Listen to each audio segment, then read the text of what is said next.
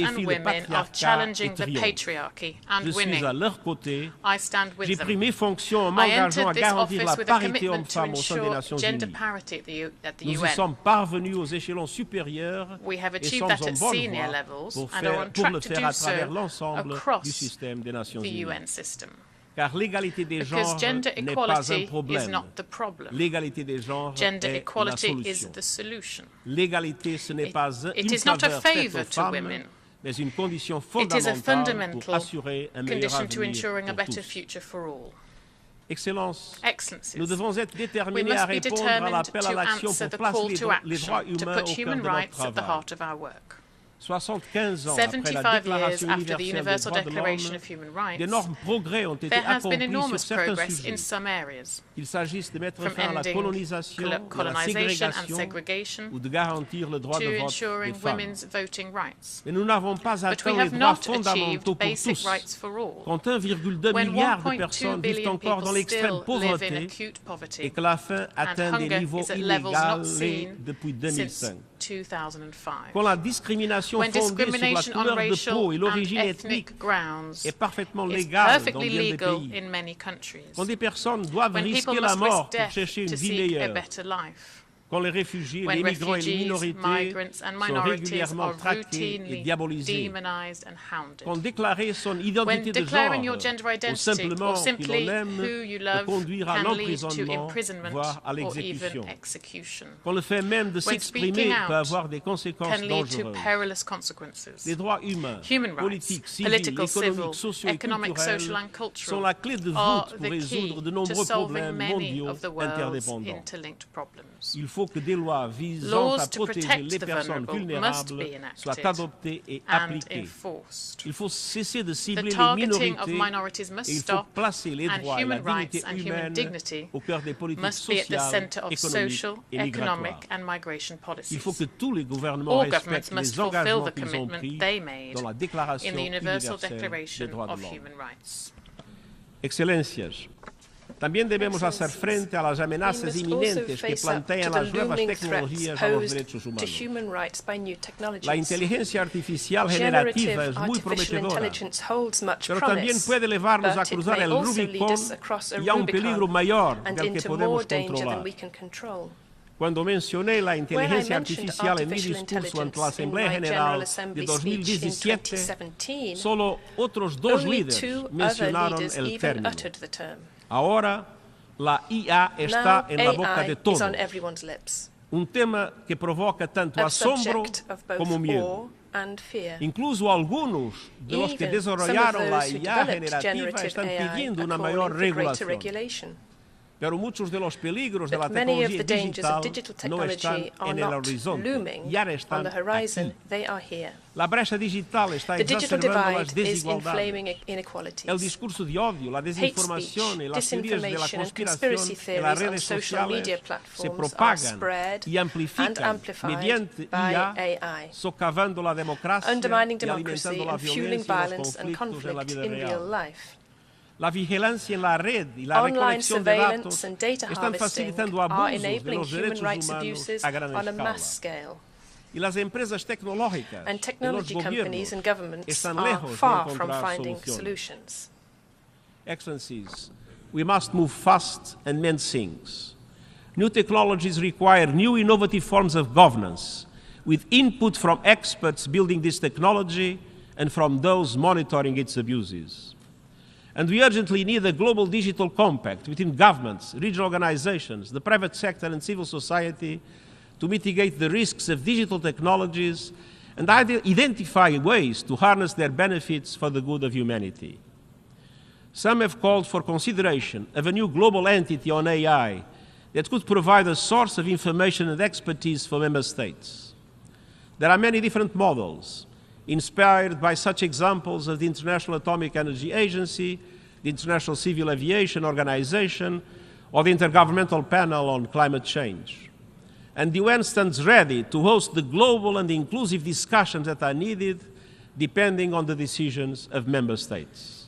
To help advance the search for concrete governance solutions, I will appoint this month a high-level advisory body on artificial intelligence, which will provide recommendations by the end of this year. And next year's Summit of the Future is a once-in-a-generation opportunity for progress to deal with these new threats in line with the vision of the UN Charter.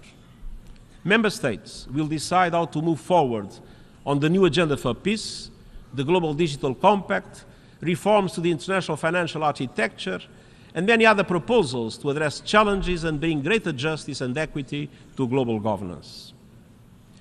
Excellencies, the United Nations was created precisely for moments like these, moments of maximum danger and minimum agreement.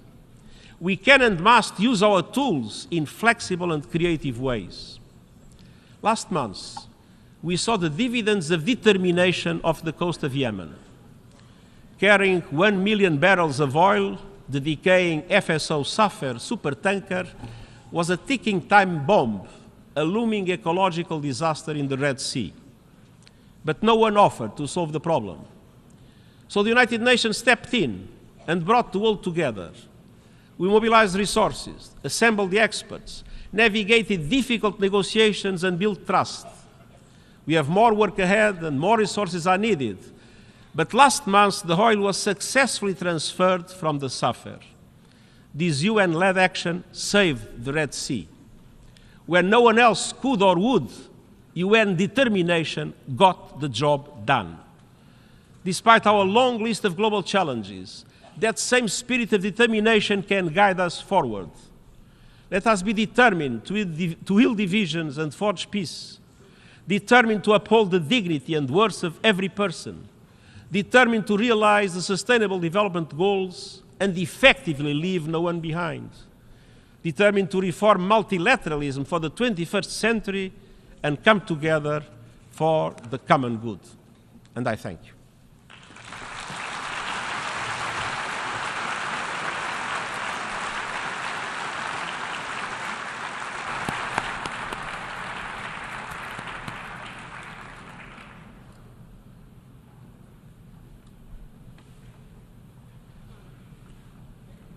I thank the Secretary-General. The Assembly will now turn to Agenda Item 8, entitled General Debate.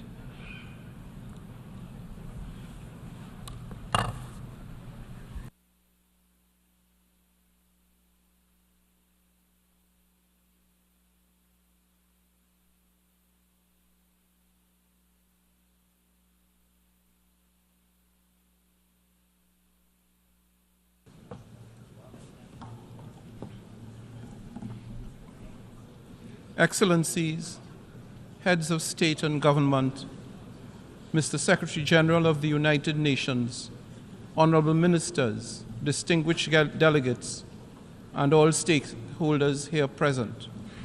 Good morning. It is my honor and privilege as President of the United Nations General Assembly to welcome you to this hall for the opening of the general debate of the 78th session.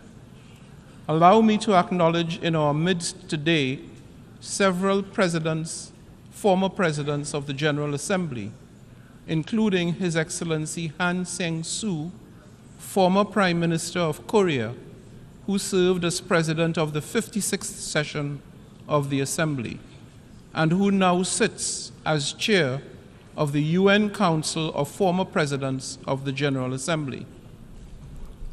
Together, this Assembly Hall and this rostrum stand as a living testament to multilateralism and to the extraordinary role and compelling influence of the United Nations over the 75 years of its existence. It is a unique and truly global platform for debate, dialogue, and problem solving through multilateral diplomacy.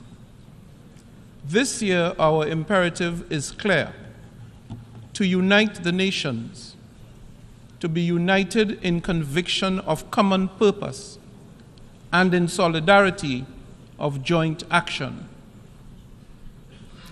Excellencies, such a common coordinated approach is needed now as much as at any point in our history.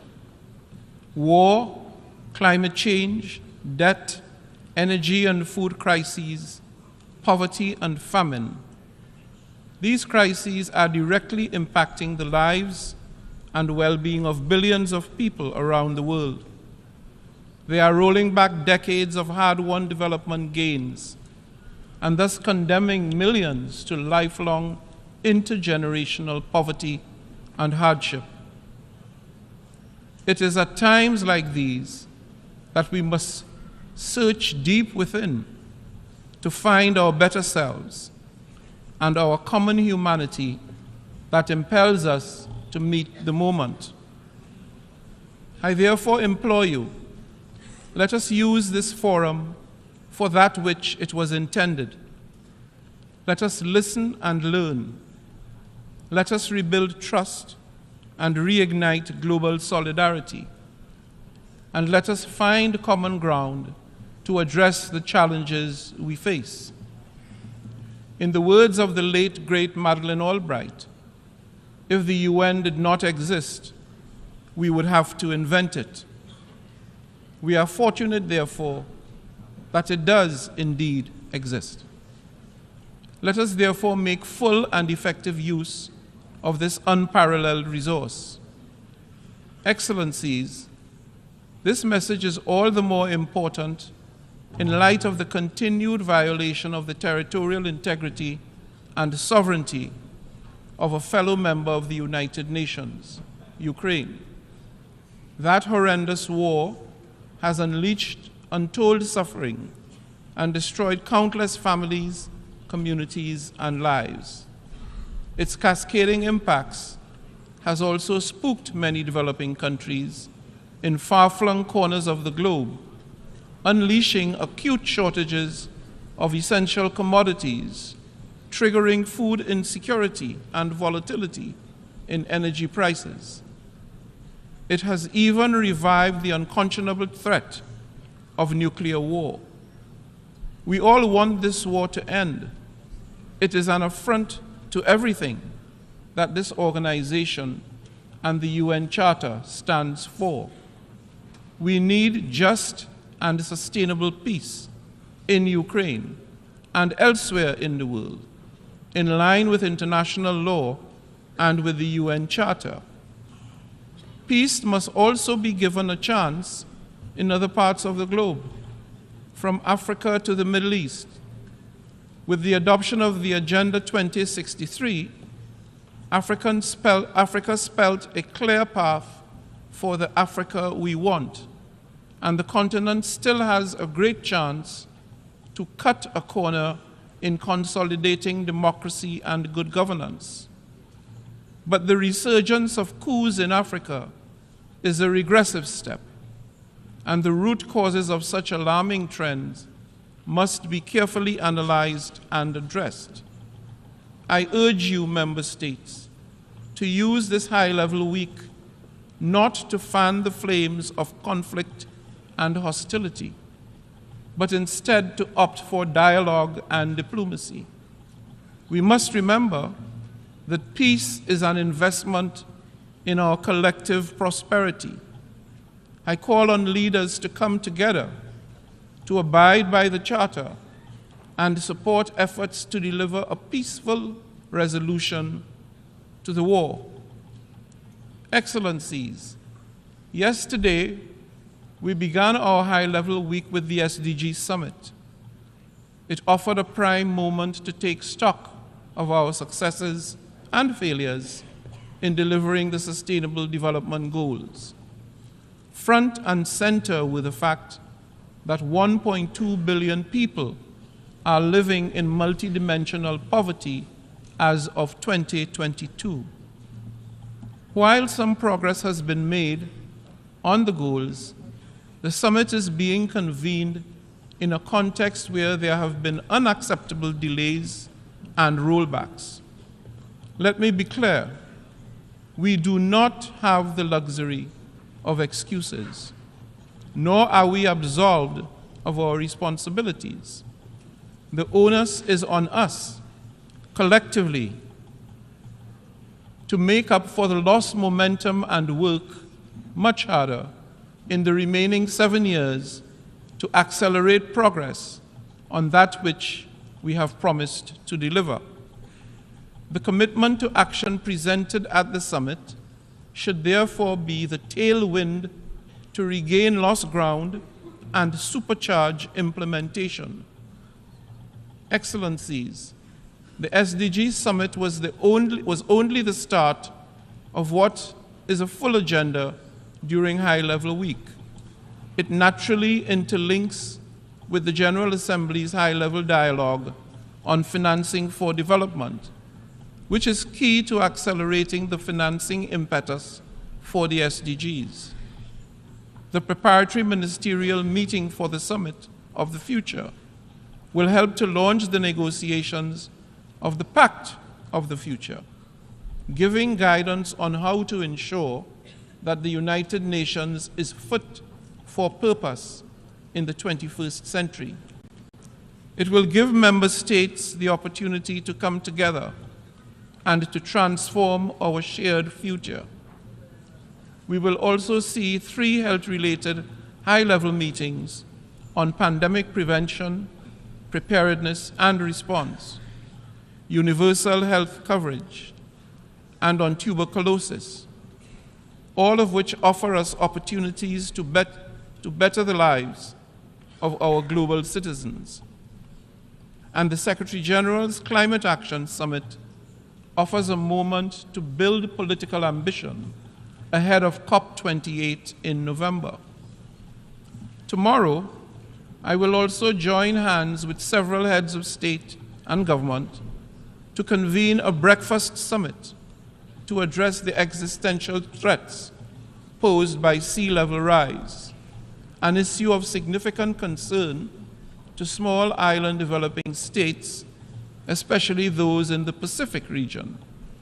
Excellencies, allow me to pause here and to reiterate my deepest condolences to the governments and people of Morocco and Libya. The twin disasters of earthquakes and flooding have left thousands dead and untold more suffering. It is my sincere hope that resources and relief can be expedited to support all those who now find themselves in desperate need. As a citizen of a climate-vulnerable region, I urge member states to recognize the continued and escalating impacts of climate change and to deliver real transformative results. Let us work together to unlock the finances and resources required to support those most vulnerable in mitigation, adaptation, and resilience building. And let us continue to work on the multidimensional vulnerability index with the aim of moving beyond GDP to a measure of economic development that effectively captures a country's true vulnerability to external shocks. Excellencies, beyond the High-Level Week, this year we will commemorate the 75th anniversary of the Universal Declaration of Human Rights. This is an opportunity to rededicate ourselves to the principles enshrined in the Declaration and to remind ourselves that we are all born free and equal in dignity and in rights. As President of the 78th session, I am committed to championing vulnerable and marginalized groups, including indigenous peoples, peoples living with disabilities, and older persons. I have committed to ensure that we do not continue to neglect countries in special situations, and I intend to soon launch the High-Level Advisory Group on LDCs, LLDCs, and SIDS. But first and foremost, we need to work for all women and girls who are appallingly still struggling for equality and respect. We must walk the talk on gender equality and women's empowerment. This means according women full, equal, and meaningful participation at every level, As an international gender champion myself, I'm strongly committed to promoting gender equality and women's empowerment, and I have appointed a special envoy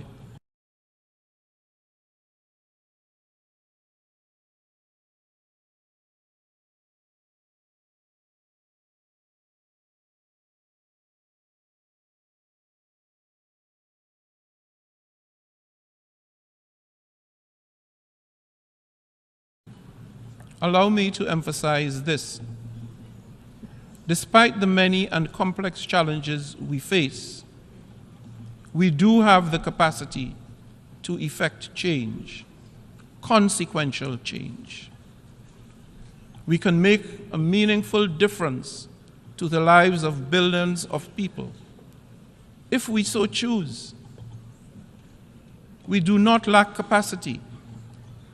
What we lack is the will to act.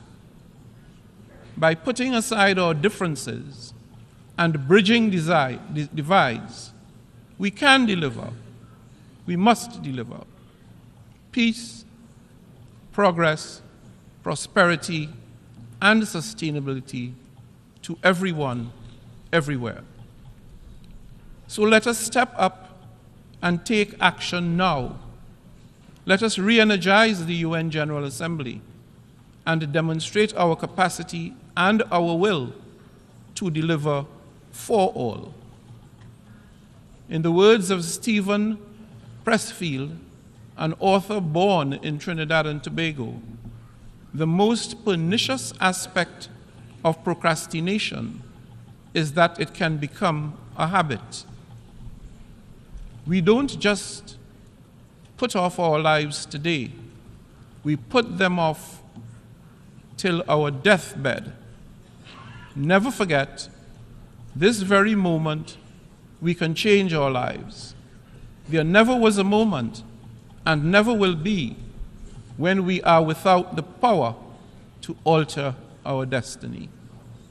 This second, we can turn the tables on resistance.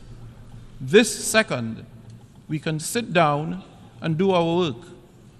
Excellencies, I thank you once again for your support to me and my presidency, and I wish you fruitful, productive, and healthy debate in the coming days. I thank you.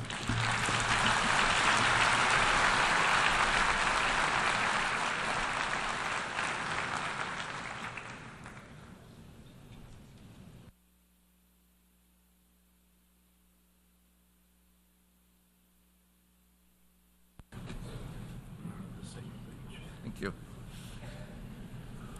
Before giving the floor to the first speaker for this morning, I would like to remind members that the list of speakers for the general debate has been established on the agreed basis that statements should be no longer than 15 minutes to enable all speakers to be heard at a given meeting.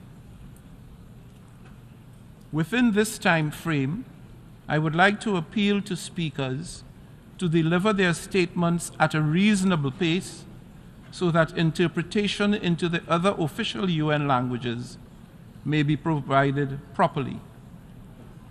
I would also like to draw your attention to the decision taken by the General Assembly at previous sessions, namely that the practice of expressing congratulations inside the General Assembly Hall after a speech has been delivered is strongly discouraged. After delivering their statements from the rostrum, speakers are invited to exit the General Assembly Hall through room GA 200, located behind the rostrum, before returning to their seats. May I take it that the General Assembly agrees to proceed in this manner? It is so decided.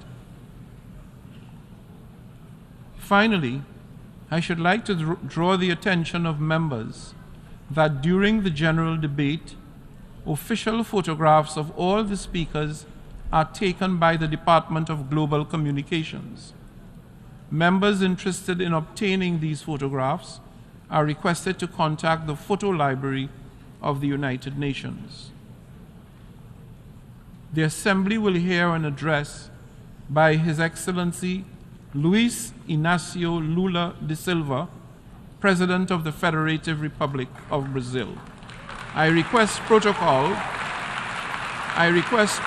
to escort His Excellency.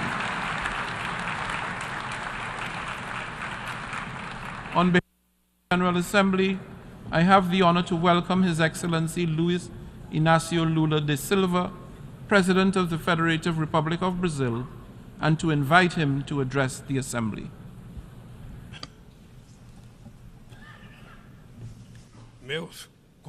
My greetings to the President of the General Assembly, Ambassador Denis Francis from Trinidad, Tobago. It's a great pleasure to be preceded by the United Nations Secretary-General Antonio Guterres. I greet each of the heads of state and government and delegates present. I pay homage to our compatriot Sergey and 21 other employees of this organization, victims of the brutal attack in Baghdad 20 years ago. I also wish to express my condolences to the victims of the earthquake in Morocco and the storms that hit Libya. Like what happened recently in the state of Rio Grande do Sul in my country, these tragedies have claimed lives and caused irreparable losses. Our thoughts and prayers are with all the victims and their families.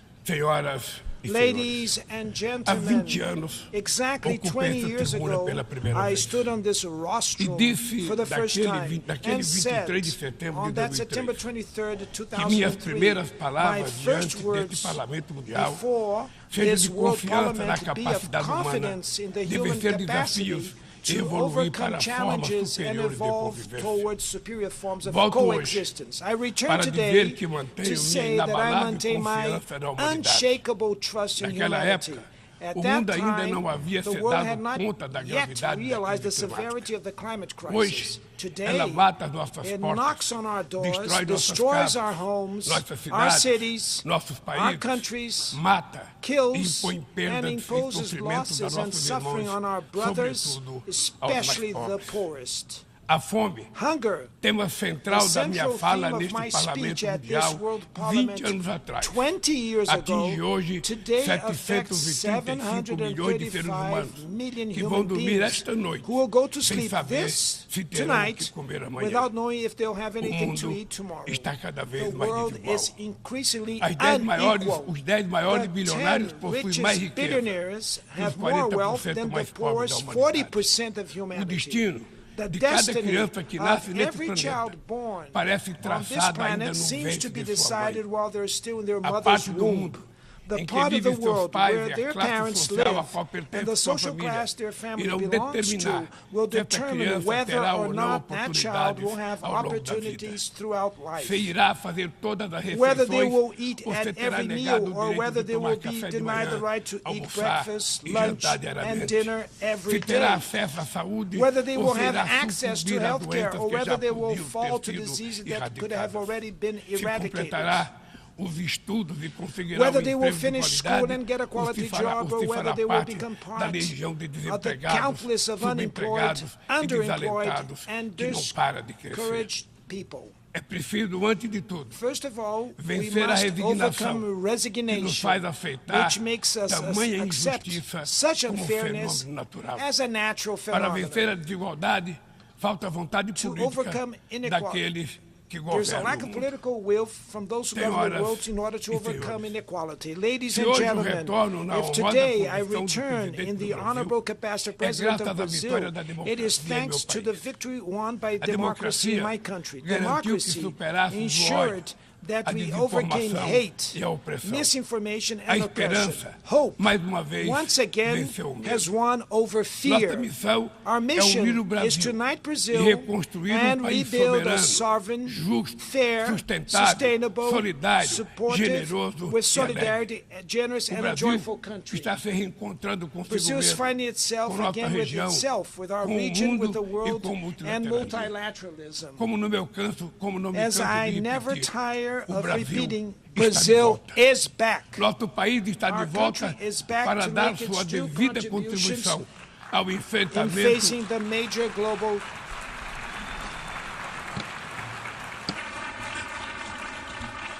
Nosso país está de volta para dar sua devida to make its due contribuição ao contribution enfrentamento in dos facing the principais major desafios global globais. challenges.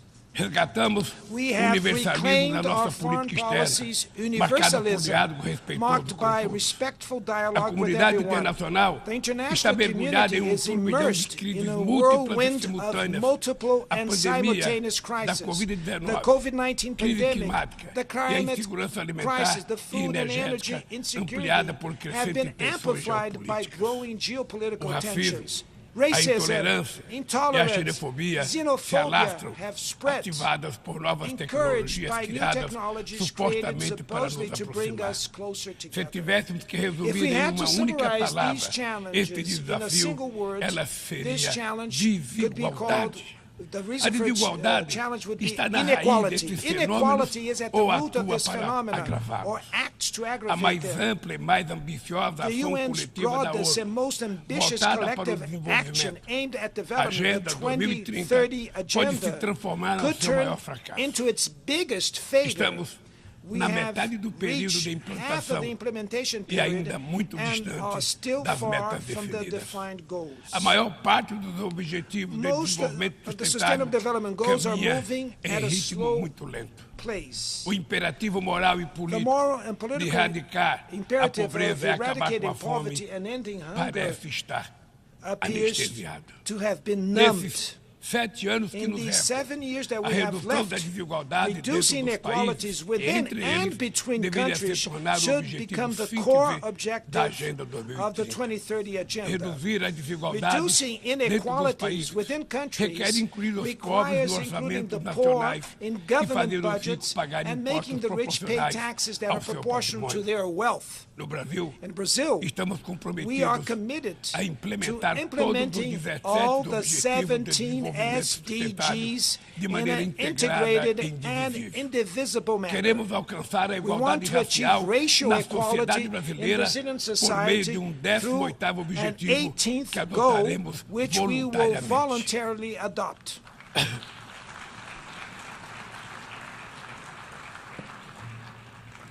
Lançamos o Plano Brasil Sem Fome, We launched the que Brazil vai reunir Zero uma série Hunger de Plan, iniciativas which will bring para together reduzir a a pobreza series of e a initiatives to insegurança reduce alimentar. poverty and food insecurity. Entre elas Amongst está o them Bolsa is Família, the Bolsa Família, que the se tornou family referência stipend, mundial which has em become a programas de global transferência reference de in renda para income famílias que transfer mantêm programs suas for crianças families vacinadas that keep e na their escola. children vaccinated and in Inspirados school.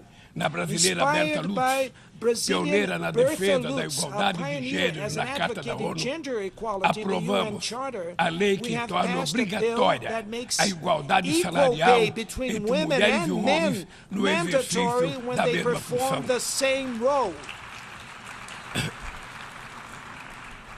Combateremos o We shall feminicídio fight e todas as formas de and all violência forms contra as of violence mulheres. against women. Seremos We rigorosos shall na rigorously defesa dos direitos advocate dos for the grupos rights LGBTQI+, of the e pessoas com deficiência. LGBTQI+ groups and Resgatamos a of people of participação social disabilities. We have como revived ferramenta social estratégica participatory para a practices as a execução de strategic políticas tool for públicas. implementing public Senhor policies. Presidente, Mr. President, agir contra a mudança acting do clima against climate change implica pensar no amanhã involves thinking e about enfrentar a tomorrow and desigualdade facing histórica. historical Os países inequalities. ricos Rich countries cresceram baseado em based on a modelo com model alta with high taxa de rates emissão of de gases climate danosos damaging ao gas clima. emissions. A emergência The climática climate emergency torna urgente makes uma it correção urgent de to rumos correct course e a implantação and do que já foi implement what has acordado. already been agreed. Não é por outra razão There's no que other falamos reason em why we speak responsabilidade of comum common mais but diferenciadas. differentiated São as responsibilities. populações It is vulneráveis the vulnerable do sul populations in the global, global as south mais who afetadas are pelas most perdas de affected by danos the loss causados and pela damage mudança do caused clima. by climate change. Os 10% The mais richest ricos da 10% of the população world's mundial population são are responsáveis responsible por for quase a almost metade de half todo o of carbono all lançado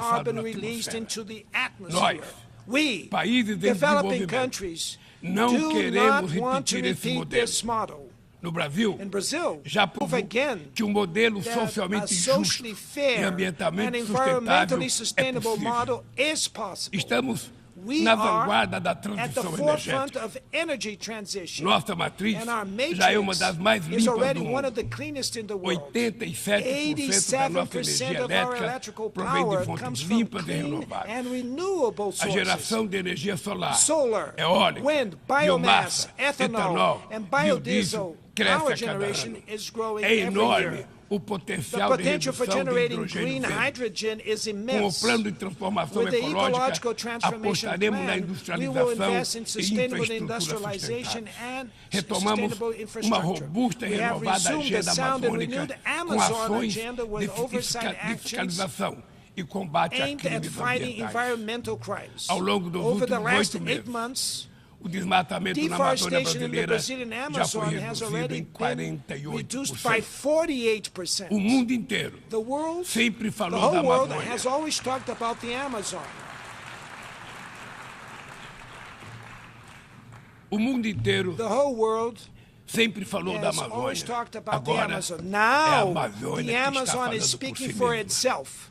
Sediamos A month há ago, mês we a hosted cúpula de the Belém no Belém coração da Summit meeting Amazônia at the heart e of the lançamos uma Amazon nova and launched agenda a de new colaboração entre os collaboration países agenda que fazem between parte countries daquele that are bioma. part of that biome. Somos 50 milhões There de are 50 sul-americanos, million South amazônidas, Americans living in cujo the Amazon, futuro whose depende da ação future depends decisiva e on the coordenada dos decisive and países coordination que action detêm of the countries soberania that hold sobre os sovereignty territórios da over the região. region's Também territories. We aprofundamos o have diálogo also com outros further países dialogue detentores with de other florestas countries that have tropicais tropical da forests África in e da Africa Ásia. and Asia. Queremos chegar We want à to arrive at COP28 em Dubai COP28 in com Dubai uma with a visão joint conjunta que vision reflita sem that qualquer reflects, tutela without any as coaching, prioridades the de priorities preservação for das preserving bacias the amazônicas Amazon, do the Congo Congo e and do Borneo Borneo-Mekong Mekong basins a partir based das on nossas our próprias needs. necessidades.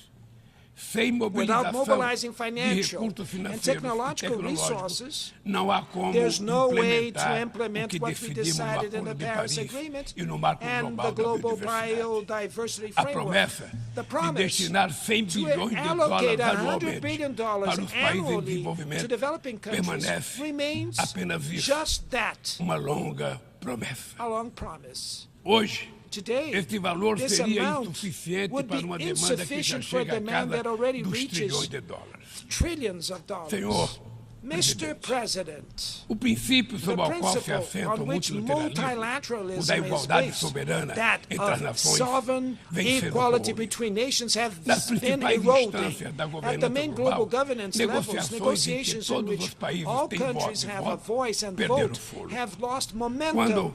as When instituições institutions reproduzem as reproducing desigualdades, inequalities, elas fazem they are parte do part of the problema problem, e não da not solução. the solution. No ano passado, Last year, o FMI the IMF disponibilizou made available 160 bilhões de dólares $160 em billion direitos in especiais de special drawing saque rights para países to europeus European countries e apenas and just 34 bilhões 34 para billion os países to africanos. African countries. A representação desigual e distorcida na direção do FMI The e do Banco unequal and Mundial distorted é representation in the management of the inaceitável. IMF and the Não World Bank is corrigimos unacceptable. os excessos We have da not desregulação corrected the dos excesses mercados of market e da apologia deregulation do Estado and the mínimo. support of the A and the base de ideology uma of the nova minimum state. governança The econômica foundations of a new não foram economic lançadas. governance have not been Os laid. BRICS The surgiu BRICS na was the esteira desse result mobilismo of this e constitui paralysis uma and plataforma constitute a estratégica strategic para platform promover a to promote cooperação entre cooperation países between emerging emergentes. countries. A ampliação The recente do recent grupo expansion of the na group cúpula de at the Joanesburgo Johannesburg fortalece a Summit luta por uma meeting ordem strengthens the que fight for an acomoda a order pluralidade which econômica, accommodates the economic, geográfica e geographic, política and do political século XXI.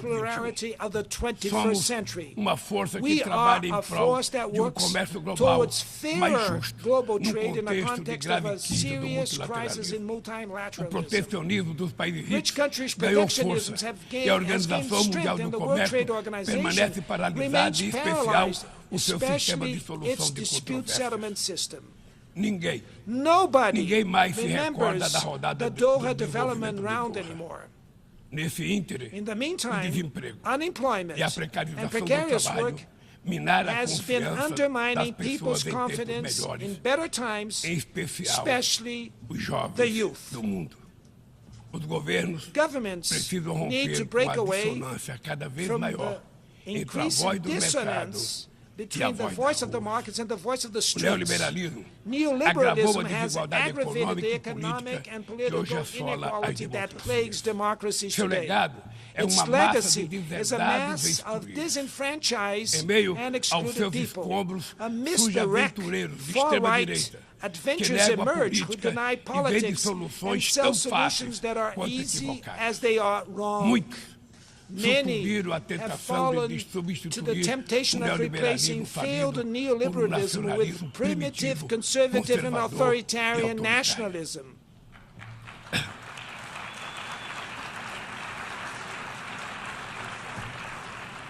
Repudiamos We uma repudiate agenda que an utiliza os agenda that imigrantes uses como immigrants bodes as expiatórios, scapegoats, que corrói o Estado do undermines the welfare bem-estar e que state, investe contra o and direito dos attacks trabalhadores. workers' rights.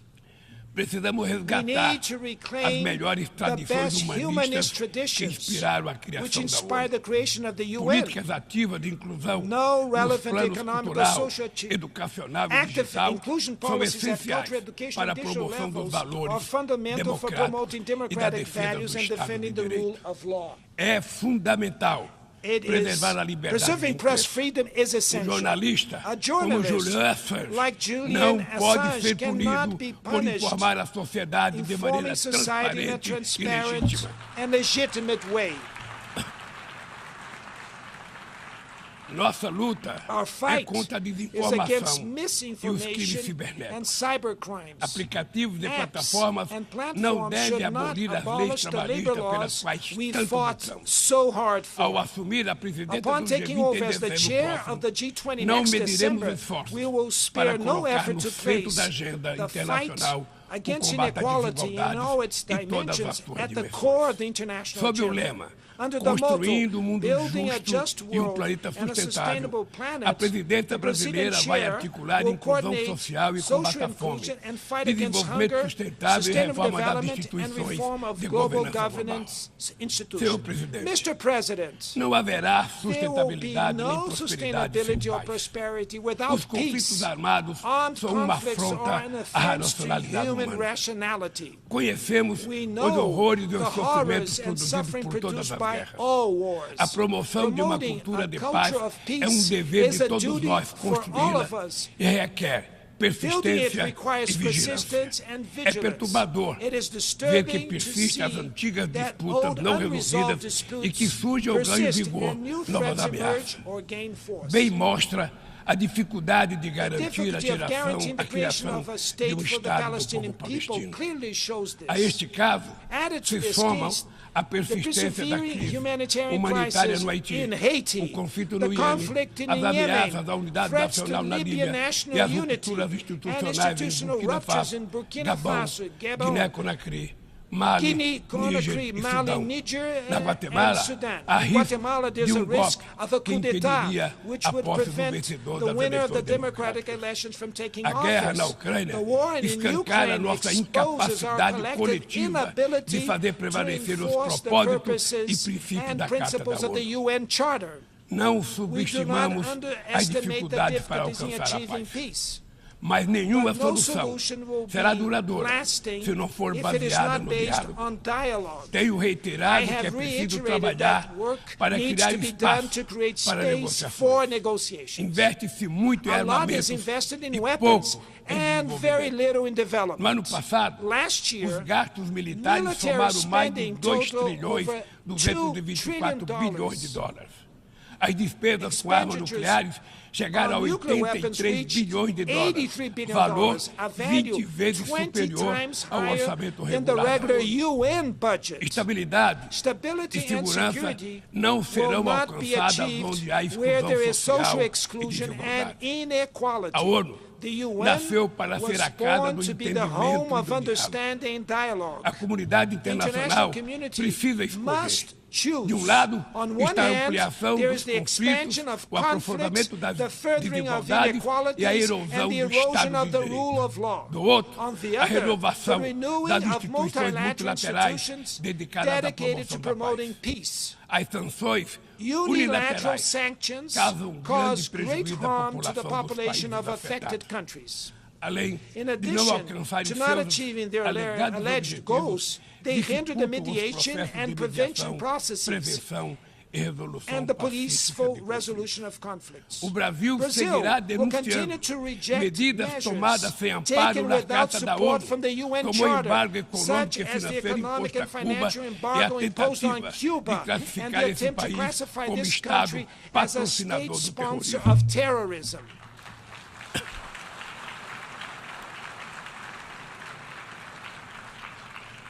Continuaremos We shall críticos continue to a toda criticize tentativa de any dividir o attempts to mundo divide the em zonas world de into influência zones e of de influence reeditar and a Guerra Fria. reviving the Cold War. O Conselho de The UN Segurança da Security ONU Council vem has perdendo been progressivamente progressively a losing sua its credibilidade. credibility. Essa This fragilidade frailty decorre em is the particular specific da ação result de seus of membros actions permanentes from its que permanent travam members guerras não who wage autorizadas em busca de unauthorized wars expansão aimed at territorial territorial ou de mudança de expansion or regime. regime change. Esta Its paralisia paralysis é a prova is mais the most eloquente eloquent da proof of necessidade the e urgent urgência need de to reformá-lo, reform it, conferindo-lhe maior which will bring it representatividade greater e eficácia. representation and efficacy. Senhoras e Ladies senhores, and gentlemen, a desigualdade inequalities precisa inspirar needs to indignação. inspire Indignação outrage. com a fome, Outrage over hunger, pobreza, poverty, a guerra, war, o desrespeito ao ser disrespect for humano. human beings. Somente movidos pela Moved força da by the indignação, power of outrage, we poderemos may agir act com willingly vontade e and determinação unwavering para vencer a in fighting desigualdade inequality e and transformar effectively transforming efetivamente the o mundo world ao around nosso redor. us. A ONU The UN precisa cumprir needs to seu fulfill papel de its role as a construtora de builder um of a mundo mais world justo, with more solidário e solidarity, fraterno. fraternity, and Mas só o fará fairness. But se it seus will membros only do so tiverem a if its coragem de members have proclamar the sua courage to indignação proclaim their com a discontent desigualdade at e inequality trabalhar and work incansavelmente para tirelessly to superá-la. overcome it. Eu quero dizer And I will muito just to say obrigado thank a you todos very vocês. much to all of you.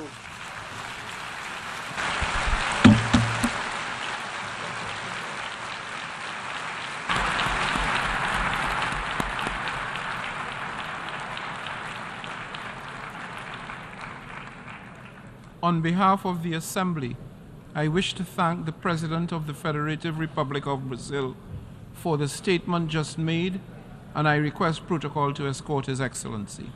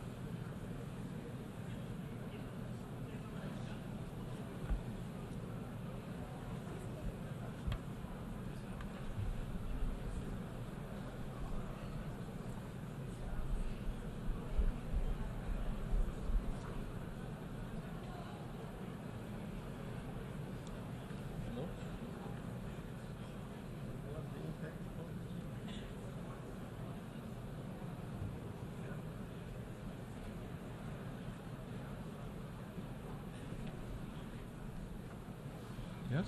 Yes.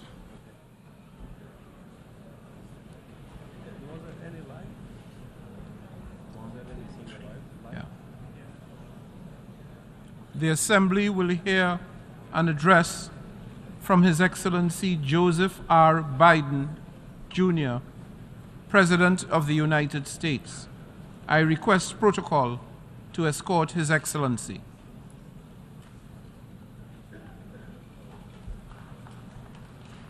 On behalf of the General Assembly, I have the honor to welcome His Excellency Joseph R. Biden, Jr., President of the United States of America, and I invite him to address the Assembly. Mr. President, Mr. Secretary-General, my fellow leaders, about a week ago, I stood on the other side of the world, in Vietnam, on soil once bloody with war. And I met a small group of veterans, Americans and Vietnamese, who witnessed, and I watched the exchange of personal artifacts from that war, identification cards and a diary. It was deeply moving to see the reaction of the Vietnamese and American soldiers. Culmination of 50 years of hard work on both sides to address the painful legacies of war and to choose to work together toward peace and a better future. Nothing about that journey was inevitable. For decades, it would have been unthinkable for an American president to stand in Hanoi alongside a Vietnamese leader and announce a mutual commitment to the highest level of country's partnership.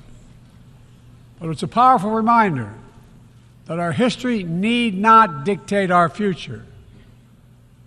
With the concerted leadership and careful effort, adversaries can become partners. Overwhelming challenges can be resolved, and deep wounds can heal. So let us never forget that. When we choose to stand together and recognize the common hopes that bind all humanity, we hold our hands the power to bend that arc of history. My fellow leaders, we gather once more at an inflection point in world history, with the eyes of the world upon all of you, all of us. As President of the United States, I understand the duty my country has to lead in this critical moment, to work with countries in every region, linking them in common cause, to join together with partners who share a common vision of the future of the world, where our children do not go hungry and everyone has access to quality health care, where workers are empowered and our environment is protected, where entrepreneurs and innovators everywhere can access opportunity everywhere, where conflicts are resolved peacefully and countries can chart their own course. The United States seeks a more secure, more prosperous, more equitable world for all people, because we know our future is bound to yours. Let me repeat that again. We know our future is bound to yours. And no nation can meet the challenges of today alone. The generations that preceded us organized this body, the United Nations, and built international financial institutions and multilateral and regional bodies to help take on the challenges of their time. It wasn't always perfect. But working together, the world made some remarkable and undeniable progress that improved the lives of all people. We avoided the renewal of global conflict while lifting more than 1 billion people out of extreme poverty.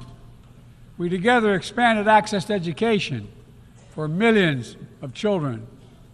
We saved 10 would have otherwise been lost to preventable and treatable diseases like measles, malaria, tuberculosis.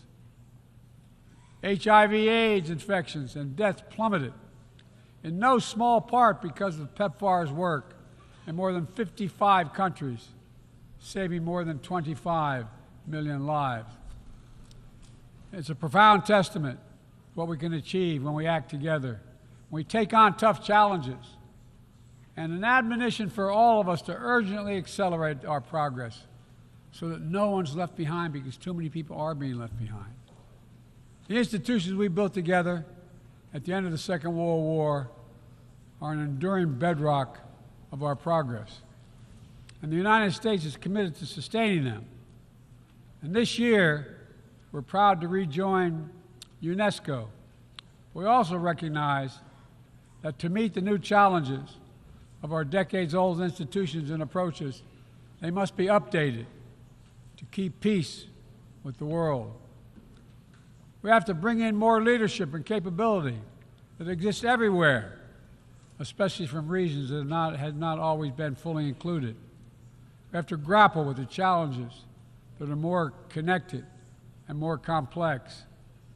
And we have to make sure we're delivering for people everywhere, not just somewhere, everywhere.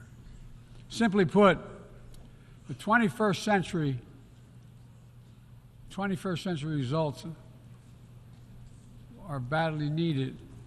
They're needed to move us along. That starts with the United Nations, starts right here in this room.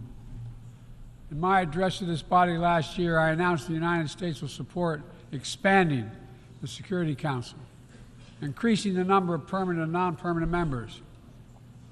The United States has undertaken serious consultation with many member states and will continue to do our part to push more reform efforts forward, look for points of common ground, and make progress in the year ahead. We need to be able to break the gridlock that too often stymies progress and blocks consensus on the Council. We need more voices, more perspectives at the table. The United Nations must continue to preserve peace, prevent conflict, and alleviate human suffering. And we embrace nations stepping up to lead in new ways and to seek new breakthroughs on hard issues. For example, on Haiti, the Caribbean community is facilitating a dialogue among Haitian society. I thank President Ruto of Kenya, I thank him for his willingness to serve as the lead nation of a UN-backed security support mission. I call on the Security Council to authorize this mission now. The people of Haiti cannot wait much longer. The United States is working across the board to make global institutions more responsive, more effective, and more inclusive. For example, we've taken significant steps to reform and scale up the World Bank, expanding its financing to low and middle-income countries so it can help boost progress toward meeting the Sustainable Development Goals and better address interconnected challenges like climate change and fragility. Under the new president of the World Bank, change is already taking root. Last month, I asked the United States Congress for additional funds to expand World Bank financing by $25 billion. And at the G20, we rallied the major economies of the world to mobilize even more funding. Collectively, we can deliver a transformational boost to World Bank lending. And because the multilateral development banks are among the best tools we have for mobilizing transparent, high-quality investment in developing countries, reforming these institutions can be a game changer. Similarly, we proposed making sure developing countries have a strong voice and representation at the International Monetary Fund. We're going to continue our efforts to reform the World Trade Organization, preserve competition, openness, transparency, and the rule of law, while at the same time equipping it to better tackle modern-day imperatives like driving the clean energy transition, protecting workers, promoting inclusive and sustainable growth. And this month, we strengthened the G20 as a vital forum, welcoming the African Union as a permanent member. By upgrading and strengthening our institutions, that's only half of the picture. We must also forge new partnerships, confront new challenges. Emerging technologies such as artificial intelligence hold both enormous potential and enormous peril. We need to be sure They are used as tools of opportunity, not as weapons of oppression. Together with leaders around the world, the United States is working to strengthen rules and policies so AI technologies are safe before they're released to the public. To make sure we govern this technology, not the other way around, having it govern us. And I'm committed to working through this institution and other international bodies and directly with leaders around the world, including our competitors, to ensure we harness the power of artificial intelligence for good while protecting our citizens from its most profound risk. It's going to take all of us. I've been working on this for a while, as many of you have. It's going to take all of us to get this right. In every region of the world, the United States is mobilizing strong alliances, versatile partnerships, common purpose, collective action to bring new approaches to our shared challenges. Here in the Western Hemisphere, we united 21 nations in support of the Los Angeles Declaration on Migration and Protection, launching a region-wide approach to a region-wide challenge to better uphold laws and protect the rights of migrants. In the Indo-Pacific, we've elevated our Quad partnership with India, Japan, and Australia to deliver concrete progress for the people of the region on everything from vaccines to maritime security. Just yesterday, after 2 consultations in diplomacy, the United States brought together dozens of nations across 4 continents to establish a new partnership for Atlantic cooperation so that the coastal Atlantic countries can better cooperate on science, technology, environmental protection, and sustainable economic development. We brought together nearly 100 countries in a global coalition to counter fentanyl and synthetic drugs to reduce the human cost of this affliction, and it is real. And as the nature of the terrorist threats evolve and the geography expands to new places, we're working with our partners to bring capabilities to bear to disrupt plotting, degrade networks, and protect all of our people. Additionally, we convened the Summit for Democracy to strengthen democratic institutions, root out corruption, and reject political violence. And in this moment where democratically elected governments have been toppled in quick succession in West and Central Africa, we're reminded that this work is as urgent and important as ever. We stand with the African Union and ECOWAS and other regional bodies to support constitutional rule. We will not retreat from the values that make us strong. We will defend democracy, our best tool to meet the challenges we face around the world. And we're working to show how democracy can deliver in ways that matter to people's lives. The Partnership for Global Infrastructure and Investment addresses the enormous need and opportunity for infrastructure investment in low and middle income countries, particularly in Africa, Latin America, and Southeast Asia. Through strategic, targeted public investments, we can unlock enormous amounts of private sector financing. The G7 has pledged to work with parties to collectively mobilize $600 billion in infrastructure financing by 2027. The United States has already mobilized more than $30 billion to date. We're creating a race to the top with projects that have high standards for workers, the environment, and intellectual property while avoiding the trap of unsustainable debt. We're focusing on economic corridors that will maximize the impact of our collective investment and deliver consequential results across multiple countries and multiple sectors. For example, the Libido Corridor will extend across Africa from the western port of Angola to the DRC to Zambia, boosting regional connectivity and strengthening commerce and food security in Africa. Similarly, the groundbreaking effort we announced at the G20 to connect India to Europe through the UAE, Saudi Arabia, Jordan, and Israel will spur opportunities and investment across 2 continents. This is part of our effort to build a more sustainable, integrated Middle East.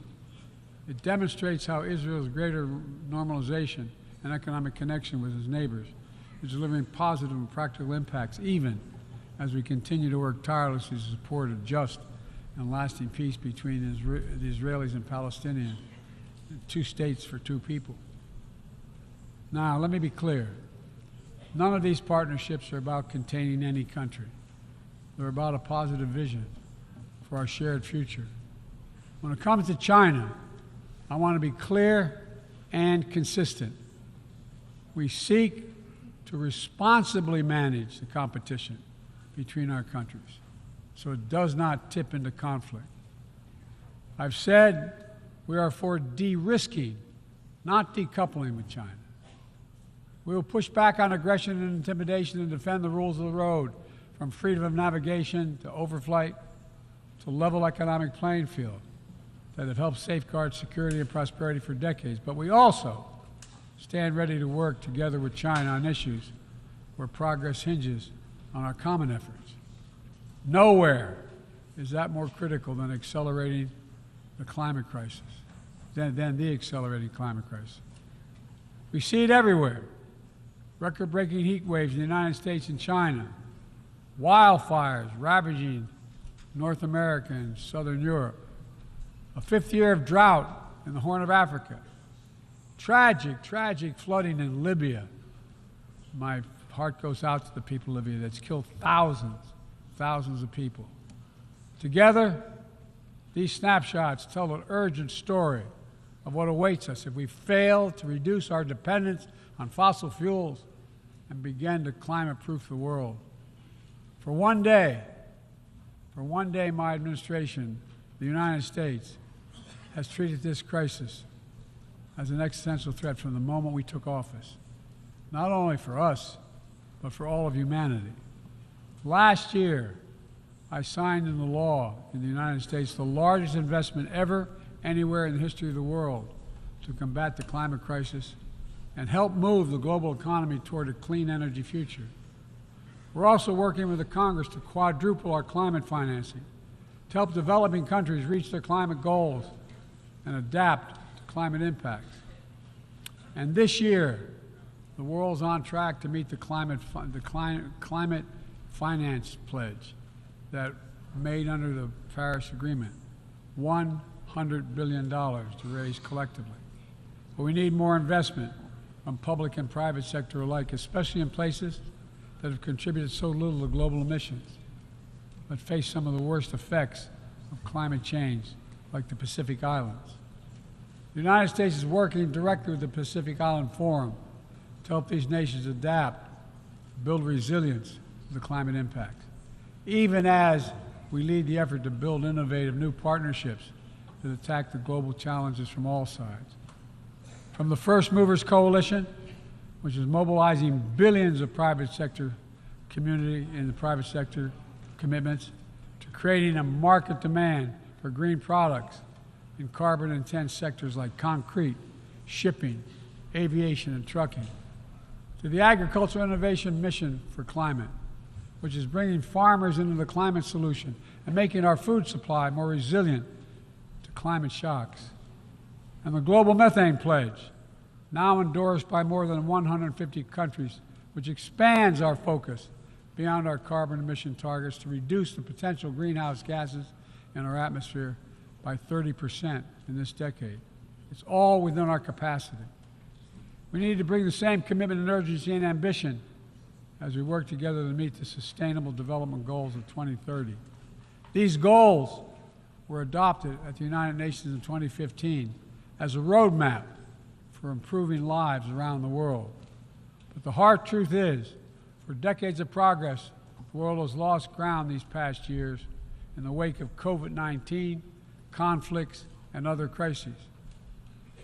The United States is committing to doing its part to get us back on track. All told, in the first 2 years of my administration, the United States has invested more than $100 billion to drive development progress in bolstering food security, expanding access to education worldwide, strengthening healthcare systems, and fighting disease. And we've helped mobilize billions more in the private sector investments. But to accelerate our forward progress on the Sustainable Development Goals, We all have to do more. We need to build new partnerships that change the way we tackle this challenge, to unlock trillions of additional financing for development, drawing on all sources. We need to fill the gaps and address the failures of our existing system exposed by the pandemic. We need to ensure that women and girls benefit fully from our progress. We must also do more to grapple with the debt that holds back so many low and middle-income countries. When nations are forced to service unsustainable debt payments over the needs of their own people, it makes it harder for them to invest in their own futures. And as we work together to recover from global shocks, the United States will also continue to be the largest single country donor of humanitarian assistance at this moment of unparalleled need in the world. Folks, cooperation, partnership, these are the keys to progress on the challenges that affect us all, and the baseline for responsible global leadership. We don't need to agree on everything to keep moving forward on issues like arms control, a cornerstone of international security. After more than 50 years of progress under the Non-Proliferation Treaty, Russia is shredding long-standing arms control agreements, including announcing the suspension of the New START and withdrawing from the Conventional Forces in Europe Treaty. I view it as irresponsible and makes the entire world less safe. The United States is going to continue to pursue good faith efforts to reduce the threat of weapons of mass destruction and lead by example, no matter what else is happening in the world. This year, we safely destroyed at least the last chemical munitions in the U.S. stockpile, fulfilling our commitment toward a world free of chemical weapons. And we condemn the DPRK's continued violation of UN Security Council resolutions, but we are committed to diplomacy that will bring about the denuclearization of the Korean Peninsula. We're working with our partners to address Iran's destabilizing activities that threaten regional and global security, and remain steadfast in our commitment that Iran must never acquire a nuclear weapon. Now, even as we evolve our institutions and drive creative new partnerships, let me be clear. Certain principles of our international system are sacrosanct. Sovereignty, territorial integrity, human rights. These are the core tenets of the UN Charter, the pillars for peaceful relations among nations, without which we cannot achieve any of our goals. That has not changed, and that must not change. Yet, for the second year in a row, this gathering, dedicated to peaceful resolution of conflicts, is darkened by the shadow of war. An illegal war of conquest brought without provocation by Russia against its neighbor Ukraine. Like every nation in the world, the United States wants this war to end. No nation wants this war to end more than Ukraine. And we strongly support Ukraine in its efforts to bring about a diplomatic resolution that delivers just and lasting peace. But Russia alone bears responsibility for this war. Russia alone has the power to end this war immediately. And it's Russia alone that stands in the way of peace, because Russia's price for peace is Ukraine's capitulation, Ukraine's territory, and Ukraine's children. Russia believes that the world will grow weary and allow it to brutalize Ukraine without consequence. But I ask you this: if we abandon the core principles of the United States to appease an aggressor, can any member state in this body feel confident that they are protected? If we allow Ukraine to be carved up, is the independence of any nation secure? I'd respectfully suggest the answer is no. We have to stand up to this naked aggression today and deter other would-be aggressors tomorrow. That's why the United States, together with our allies and partners around the world, will continue to stand with the brave people of Ukraine as they defend their sovereignty and territorial integrity and their freedom.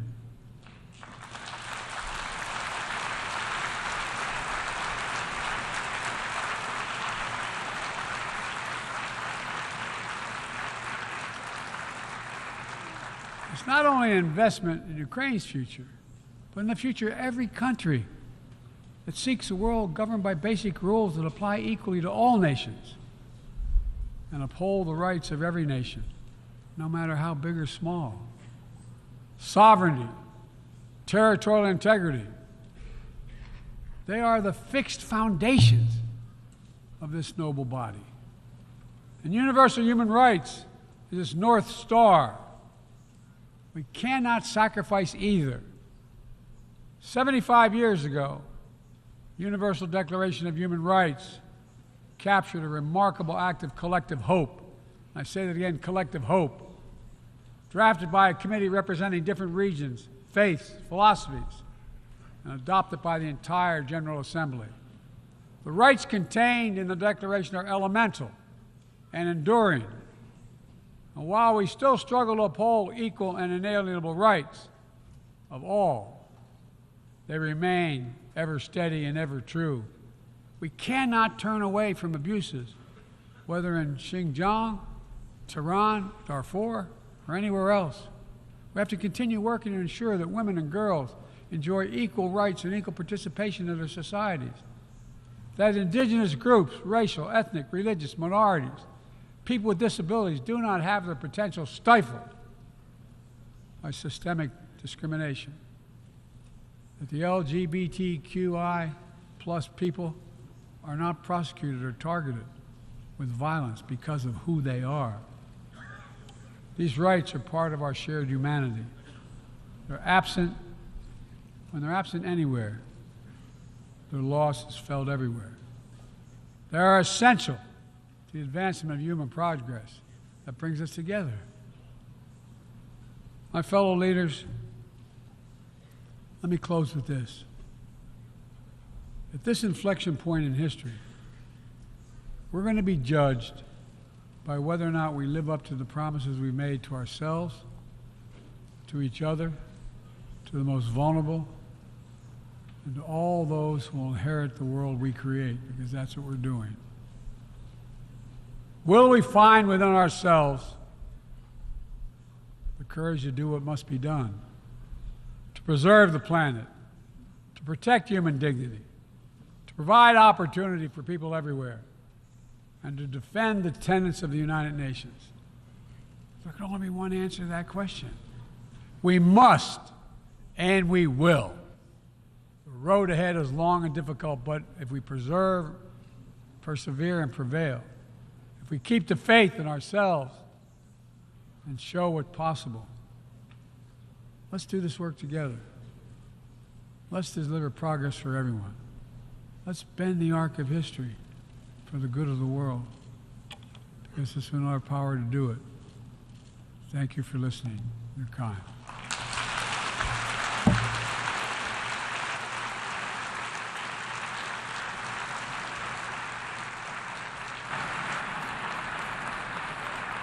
On behalf of the Assembly, I wish to thank the President of the United States of America for the statement just made, and I request protocol to escort His Excellency. May I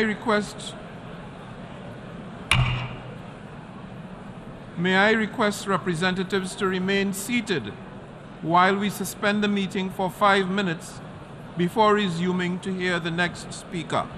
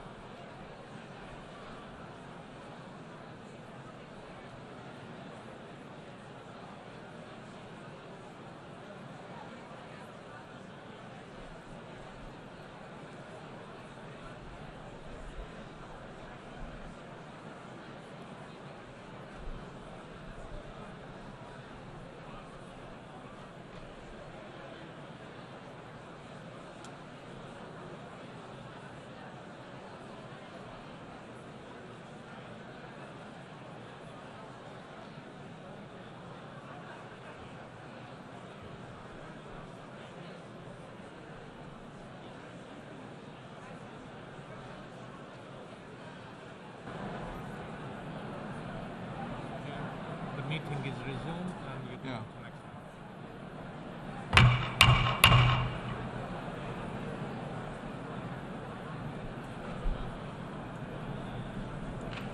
Excellencies, ladies and gentlemen, the meeting is resumed.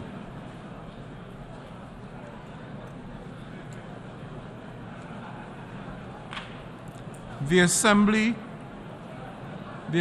will hear an address by His Excellency Gustavo Petro Urrego, President of the Republic of Colombia. I request protocol to escort His Excellency.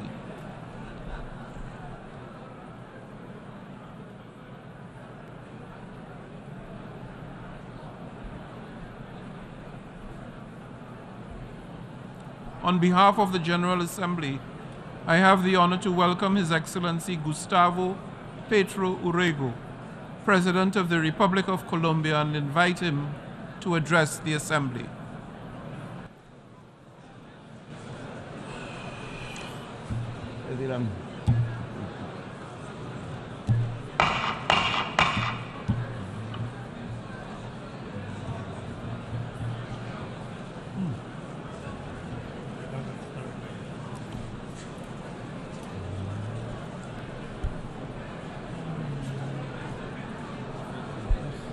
Extraordinary.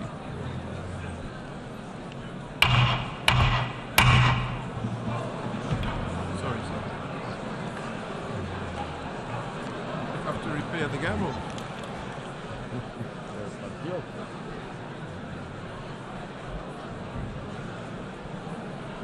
This is extraordinary. Excellencies, ladies and gentlemen,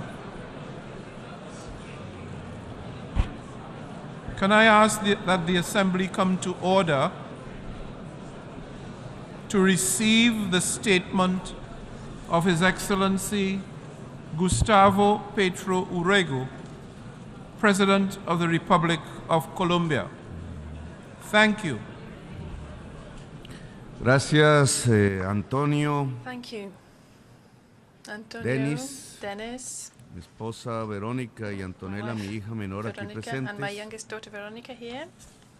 Pasé por Santiago de Chile hace una semana, desde ahí viene mi viaje para conmemorar los 50 años de un golpe brutal, homicida, sanguinario contra el presidente Salvador Allende. Luego llegué a mi país, un barrio popular de Medellín, donde antes la mafia seducía a jóvenes para entregarles la posibilidad de aprender programación de computadores.